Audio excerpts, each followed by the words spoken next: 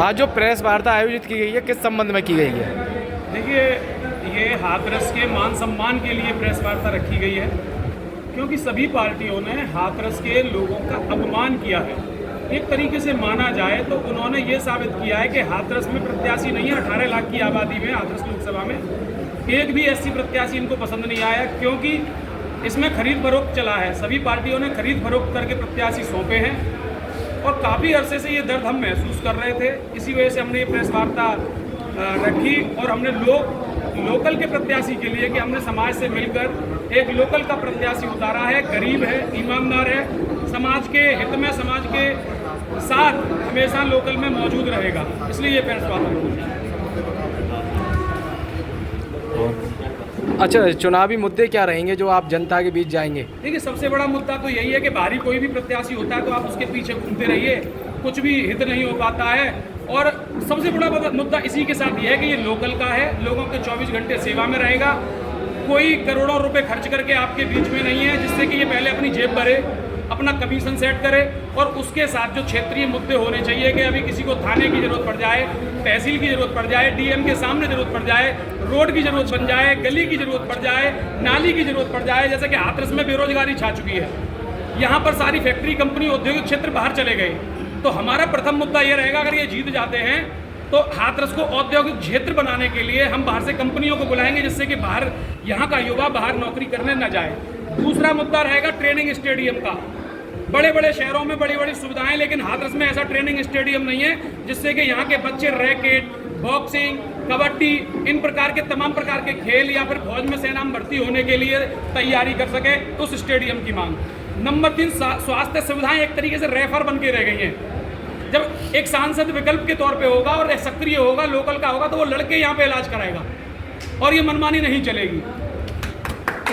और अगर ये सांसद बनते हैं, छात्र बेरोजगारी अधिनियम, गरीब किसान मजदूर को आरक्षण, हाथरस की ट्रैफिक व्यवस्था, हाथरस की ट्रांसपोर्ट नगर व्यवस्था, हाथरस में दाऊजी मंदिर की आज़ादी, ऐसे तमाम मुद्दे जो लोकल के, जो अन्य प्रत्याशी नहीं बता सकते क्योंकि वो लोकल में रहते ही नहीं है। आपने पूछा था पत्रकार महोदय, जो भी भाजपा के प्रत्याशी थे, राजस्व मंत्री जी थे, कि आपका मुद्दा क्या है, तो उन्होंने बोला था कि हमारा मुद्दा मोदी जी और योगी जी हैं। आप बसपा के प्रत्याशी से पूछ लीजिए तो वो बोलेगा हमारा मुद्दा मायावती जी है।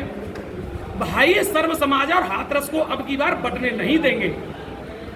हमारा केवल मुद्दा यही है, हाथरस की एकता, हाथरस की विजय और हाथरस के मान सम्मान के लिए हम मैदान में इस लोकल प्रत्याशी को उतार रहे हैं। सुनने में आया कि आप जो प्रत्याशी उतार रहे हैं वो टिर्री चालक हैं। जी, कुछ लोगों ने, बड़े बड़े नेताओं ने इस बात का मखौल उड़ाया है, मजाक उड़ाया है और बोला है कि ये तो टिर्री वाला है। क्या इस देश में किसी टिर्री वाले को या किसी गरीब को, मजदूर को विधायक सांसद बनने का अधिकार नहीं है? जब गुंडे बन सकते हैं, जब माफिया बन सकते हैं, एक गरीब मजदूर नहीं बन सकता? क्या इसमें क्या गलत है भैया?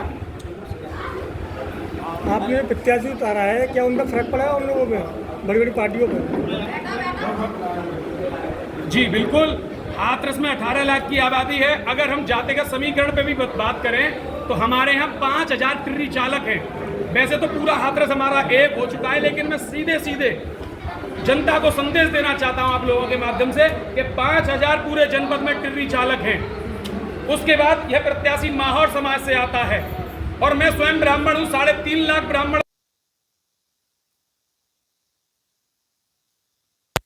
लड़ाइयां लड़ी हैं, 2 लाख वोट आता है। 5000 टिर्रियों का अगर आंकलन किया जाए तो 1 लाख वोट बैठता है।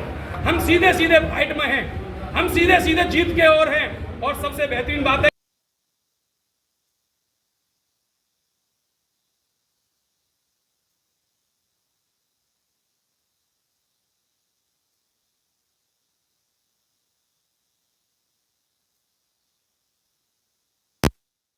देखिए, ये तो जो हमें चुनाव आयोग चुनाव चिन्ह देगा, हमारे पास पार्टियों से भी ऑफर आ रहे हैं कि आप हमारी पार्टी से लड़ लीजिए, पर हम अपने आप को राजनीतिकरण नहीं करना चाहते, क्योंकि मेरी आत्मा में दाऊ बाबा और मेरा हाथरस बसता है, हाथरस लोकसभा बसता है। अब मैं इनको जाति धर्म पे नहीं बांटने देना चाहता। जो चुनाव आयोग हमें चुनाव चिन्ह देगा, उस चुनाव चिन्ह के साथ हमें उम्मीद है वो चुनाव चिन्ह घर घर तक अपने आप जनता पहुंचा देगी, अपने आप गरीब जनता पहुंचा देगी। क्योंकि गरीब जनता यहाँ पर 85% है। 18 लाख में से आकलन ले लिया जाए तो 16 से 17 लाख की आबादी पर गरीब जनता का अधिकार है। तो गरीब जनता अब की बार इस गरीब प्रत्याशी को वोट देगी।